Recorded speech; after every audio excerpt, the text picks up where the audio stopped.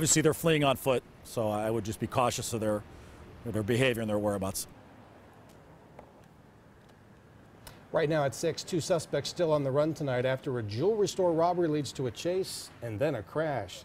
Now we follow this story as breaking news at noon. And police were busy with a number of different scenes. It started at a jewelry store in Boardman. That's when officers started to go after and pursue the suspects. It ended with a violent crash along Mahoning Avenue. Tonight, still no sign of the suspects. First News reporter Tyler Trill talked with investigators and witnesses. He's live in the newsroom with top story coverage.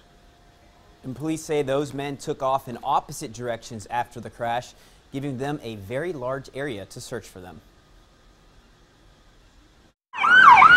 A witness began recording on his cell phone after a car crash during a police chase.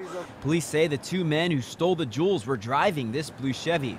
When driving away from police, they hit this white car, sending the driver to the hospital. Vincent Archangelo heard the crash as he walked into Boost Mobile across the street. Well, as soon as I walked into the door, Tyler, I just heard a big crash. Automatically I turned around and the car hit that car, and they were going at a very good rate of speed. I would estimate 80 to 100 miles an hour. The two suspects didn't make it very far. The accident blew out their back tire. Police say the men then got out and took off running. Officers spotted one of the men near Bears Den Road and South Meridian Road, a little more than a mile from the crash.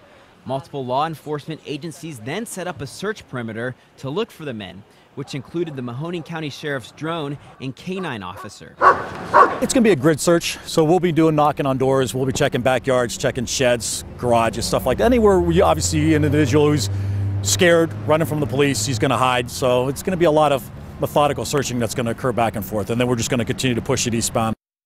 And police called off that search in those West Youngstown neighborhoods this afternoon. Police, when we interviewed them, did not know if the men had any weapons on them at the time.